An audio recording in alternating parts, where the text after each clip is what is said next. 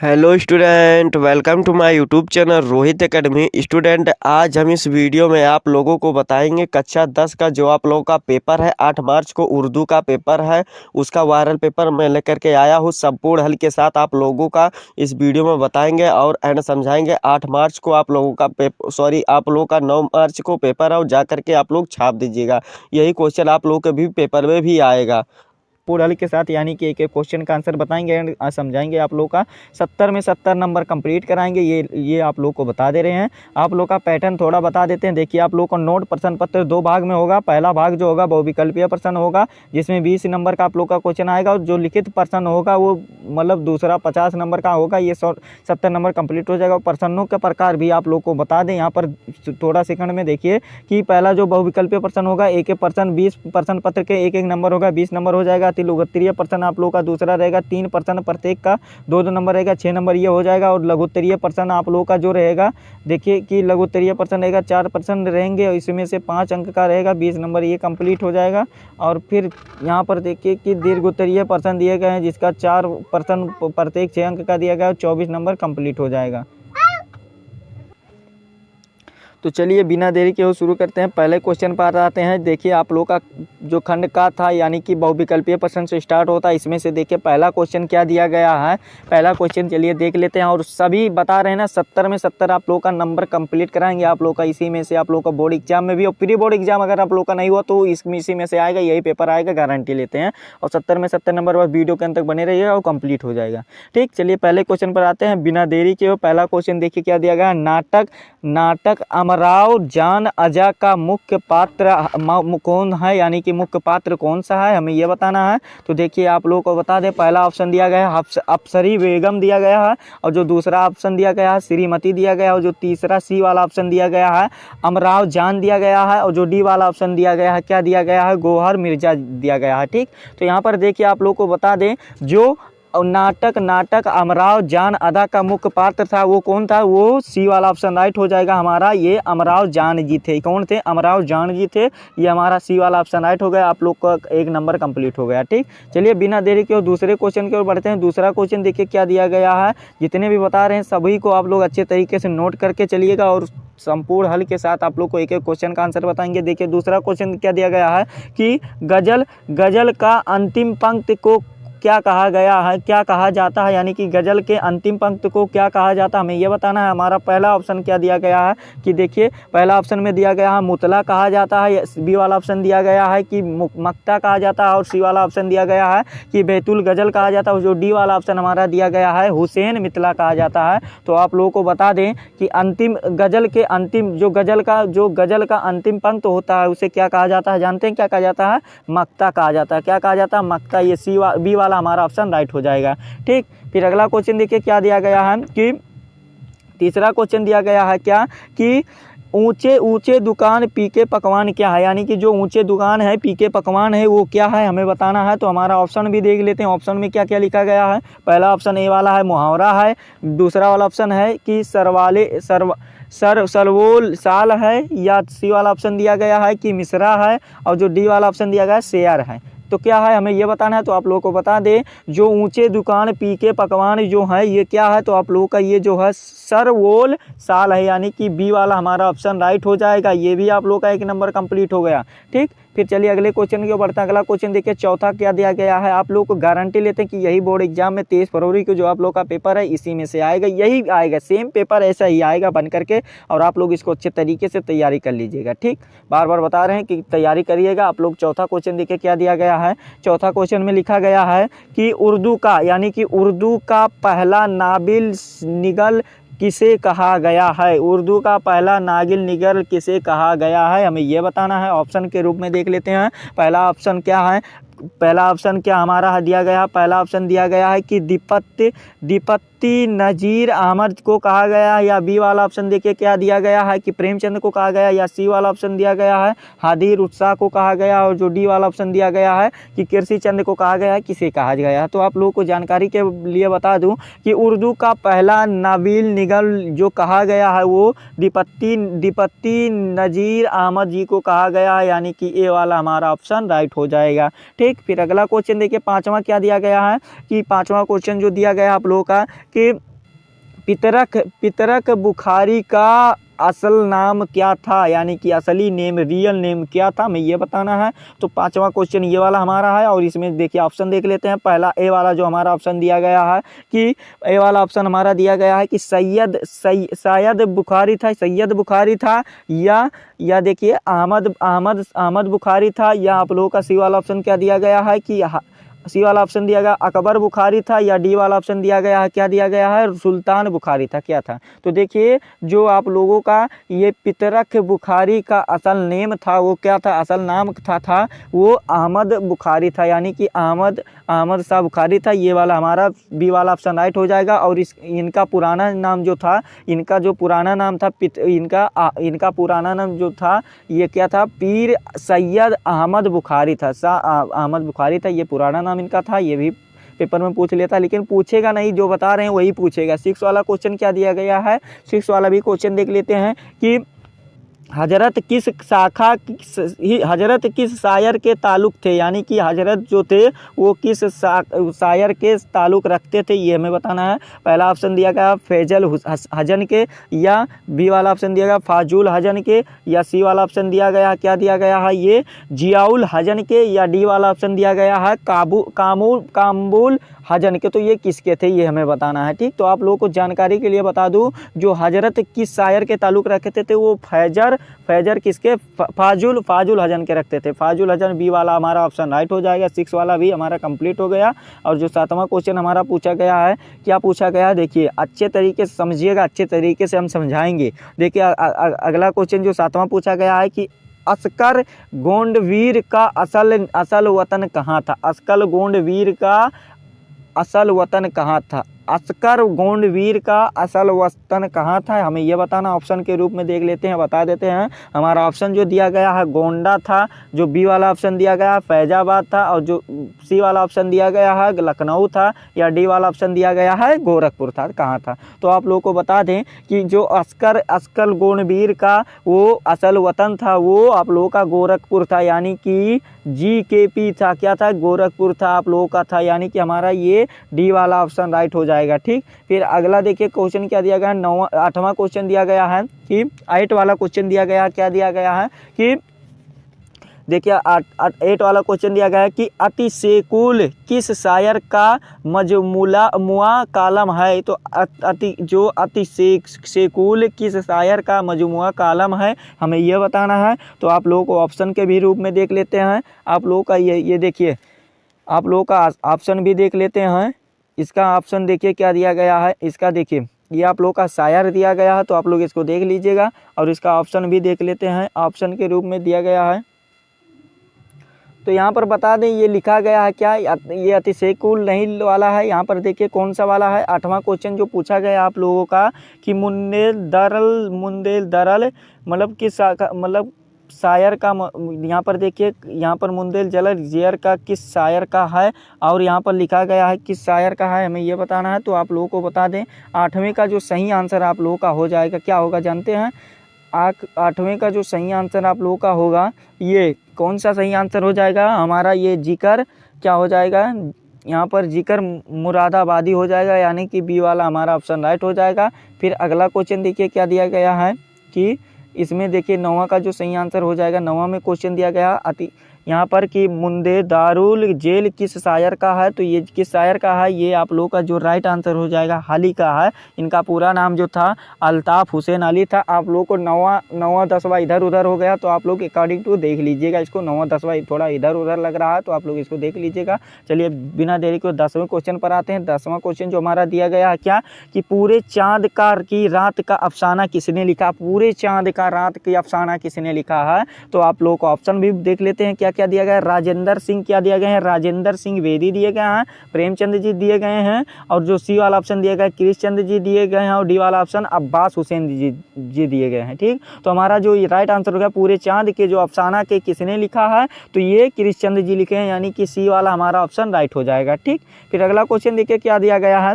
11वां वाला क्वेश्चन दिया गया है कि देखिए क्या दिया गया है कि हालांकि पैदाइशी कहाँ हुई थी, हालांकि पैदाइशी कहाँ हुई थी, हमें ये बताना है। तो ये आप लोगों का देखिए ऑप्शन दिया गया पानीपत या दिल्ली, या आप लोगों का अगला क्या है लखनऊ है, फिर हैदराबाद है, ऑप्शन ये है। तो इनका जो पैदाइशी यानी कि जन्म हुआ था कहाँ हुआ था, ये पानीपत में हुआ था, यानी कि हमारा ए वाला ऑप्शन राइट हो जाएगा। ठीक, फिर अगला क्वेश्चन जो 12 वाला देखिए क्या दिया गया है कि प्रोफेसर, क्या दिया गया है 12 वाला क्वेश्चन दिया गया है कि प्रोफेसर एहिताम हुसैन किस विश्वविद्यालय यानी कि यूनिवर्सिटी के वाहद विस्तार रखते थे, ये हमें बताना है। तो ये इसका जो हमारा ऑप्शन जो दिया गया है क्या दिया गया, लखनऊ यूनिवर्सिटी दिया गया है, अगला ऑप्शन दिया गया है दिल्ली यूनिवर्सिटी दिया गया, अगला ऑप्शन क्या दिया गया है कि अलीगढ़ यूनिवर्सिटी दिया गया और इलाहाबाद यूनिवर्सिटी दिया गया। तो ये जो रखते थे किस ताल्लुक़ रखते थे, किससे रखते थे, तो ये इलाहाबाद यानी कि प्रयागराज के रखते थे, इलाहाबाद के डी वाला हमारा ऑप्शन राइट, इससे वो वाहद विस्तार रखते थे। ठीक, हमारा डी वाला ऑप्शन राइट हो जाएगा। फिर अगला क्वेश्चन देखिए 13 वाला क्या दिया गया है, ये भी देख लीजिएगा। 13 वाला क्वेश्चन दिया गया है कि मुहावरा अकबर मकर करना का होगा, यानी कि अकबर मकर कहना का क्या माने हैं, करना का क्या माने हैं। तो इसका देखिए ऑप्शन देख लेते हैं, बहाना बनाना, और फिर अगला क्वेश्चन दिया गया धोखा देना, फिर ऑप्शन दिया गया है धोखा देना, और अगला दिया गया झूठ बोलना, और अगला जो दिया गया शर्मिंदा होना। तो आप लोगों को बता दें कि जो अकबर मकर करना का मुहावरे का अर्थ होता है बहाने बनाना होता है, यानी कि ए वाला हमारा ऑप्शन राइट हो जाएगा। फिर अगला क्वेश्चन देखिए क्या दिया गया है कि यहाँ पर जो 14 वाला क्वेश्चन दिया गया है कि यहाँ पर देखिए नाजुक उनकी लब क्या कहें, और पकड़ी क्या दिया गया है, पकड़ी एक गुलाबी सी, फिर आगे क्या है गुलाबी सी, इसमें क्या बताना है देखिए कि दरज वाला सेल में कौन सा सिनात पाई है, ये हमें बताना है सिनात कौन सी पाई है। तो इसका जो राइट आंसर आप लोगों का हो जाएगा, यानी कि सिनात पाई है, ये हमें बताना है। तो इसमें जो तस्वीर की बात की गई है, यानी कि हमारा ए वाला ऑप्शन राइट हो जाएगा। इसमें जो की गई है सिनात तस्वीर की बात की जा रही है, यानी कि इसका जो 14वें का हमारा राइट आंसर हो जाएगा कौन सा होगा, ए वाला ऑप्शन राइट हो जाएगा। यानी कि तस्वीर की बात की जा रही है, ए वाला ऑप्शन राइट लगा देंगे, ये हमारा सही हो जाएगा। ठीक, फिर 15 वाला जो राइट क्वेश्चन दिया गया क्या दिया गया, इसको भी देख लेते हैं, आप लोग को समझा देते हैं। और देखिए 15 वाला जो क्वेश्चन दिया गया है कि लफज कबर की जमा होती है, लफज कबर की जमा कहाँ होती हैं, तो ए वाला हमारा ऑप्शन राइट हो जाएगा, खबरें हो जाएगा, यानी कि ए वाला हमारा राइट आंसर है। ठीक, फिर अगला क्वेश्चन देखिए क्या दिया गया है, 16 वाला क्वेश्चन दिया गया है कि 16 वाला भी क्वेश्चन देख लेते हैं कि क्या दिया गया है। देखिए कि नाजुक रोटी नामक किसने लिखा है, नाजुक नहीं है, नाजम है,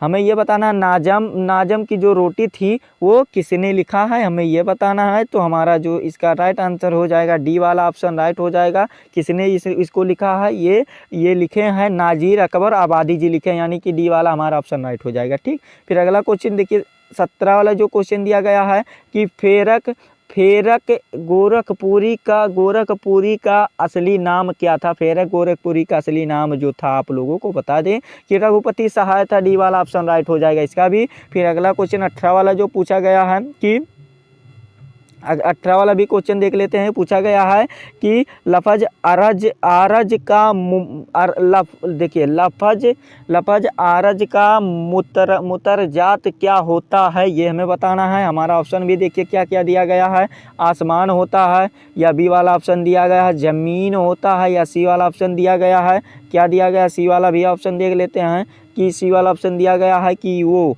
सामा होता है, या डी वाला गुमा होता है, क्या होता है हमें ये बताना है। तो इसका जो सही आंसर हो जाएगा सी वाला ऑप्शन राइट हो जाएगा, सामा होता है। ठीक, और फिर 19 वाला क्वेश्चन देख लेते हैं। 19 वाला जो क्वेश्चन पूछा गया है कि सिम्मी किस अफसानी का किरदार है, सिम्मी किस अफसानी का किरदार है। ऑप्शन हमारा देखिए क्या दिया गया है कि क्रम कोट दिया गया ऑप्शन, फिर अगला दिया गया है गबन दिया गया है, तो ये तो मुंशी प्रेमचंद दिया गया, पूरे चांद की रात दिया गया, फिर इबारत दिया गया। तो इसका ये किसकी है, तो ये जो है क्रम कोट की है, यानी कि ए वाला हमारा ऑप्शन राइट हो जाएगा। ठीक, फिर अगला क्वेश्चन देखिए 20 वाला जो दिया गया है, 20 वाला क्वेश्चन यानी कि 20 वाला जो क्वेश्चन दिया गया है कि देखिए क्या इसमें लिखा गया है कि वो लफज जो इसम की जगह बोले जाए वह क्या कहलाते हैं, तो वो जमीर कहलाते हैं। हमारा ये सी वाला ऑप्शन जमीर राइट आंसर हो जाएगा। ठीक, वो जमीर कहलाते हैं, सी वाला ऑप्शन राइट हो जाएगा। इस प्रकार से आप लोगों का 20 नंबर हो गया कंप्लीट। ये कोई नहीं रोक सकता। 20 MCQ भी बता दिया राइट आंसर आप लोगों को। और चलिए बिना देरी किए हुए अगले क्वेश्चन की ओर बढ़ते हैं। तो आप लोगों को चलिए अति लघु उत्तरीय प्रश्न की ओर बढ़ते हैं। यहाँ पर देखिए पहला क्वेश्चन जो दिया गया है, यहाँ पर पहला क्वेश्चन दिया गया है कि राशिद अहमद सिद्दीकी की कहाँ से हैं। राशिद अहमद सिद्दीकी कहाँ से हैं, हमें ये बताना है। ये हमारा फर्स्ट क्वेश्चन है।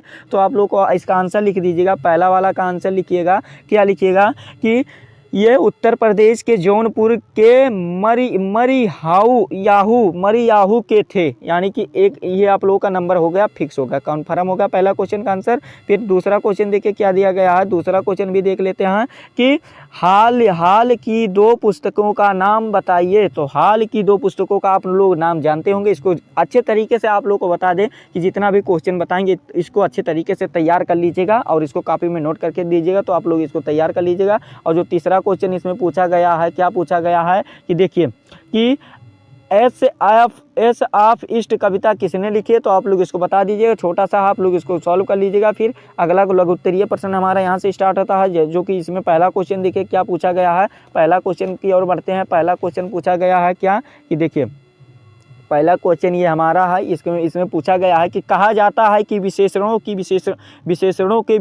के प्रकार के उदाहरण के साथ लिखिए। तो आप लोग इसको लिख दीजिएगा, आप लोगों का नंबर कंप्लीट हो जाएगा। फिर दूसरा क्वेश्चन जो हमारा पूछा गया है, क्या इसमें देखिए पूछा गया है कि इसमें बताना है कि निबंध लेखन की परिभाषा समझाते हुए 5 महत्वपूर्ण निबंधकारों का नाम लिखिए। तो आप लोग इसको कर लीजिएगा, नंबर पूरा मिलेगा। फिर तीसरा क्वेश्चन जो हमारा पूछा गया है क्या कि कथा साहित्यिक पर संक्षिप्त नोट्स लिखे, यानी कि टिप्पणी लिखे, नोट्स। तो आप लोग इसको लिख दीजिएगा। तो ये तीसरा क्वेश्चन है। और जो हमारा फोर्थ क्वेश्चन है यानी कि चौथा क्वेश्चन जो पूछा गया, क्या पूछा गया है कि निम्न मुहावरों का वाक्य प्रयोग कीजिए। हमारा मुहावरा इस प्रकार से दिया गया है। पहला मुहावरा जो दिया गया है, पानी बहेगा आग बौंडर होगी। ये हमारा पहला यहाँ पर देखिए, ये पहला मुहावरा है, पानी बहेगा, ये पहला हो गया। और जो दूसरा दिया गया है, आग बौंडर होगी और बाग बगीचा होगा, ये दूसरा मुहावरा। और जो तीसरा मुहावरा हमारा है कि क्या है कि बाग बगीचा होना। फिर जो चौथा हमारा मुहावरा है क्या है कि वो मुंह में पानी होगा, यानी कि हमारा चौथा मुहावरा। जो पांचवा मुहावरा है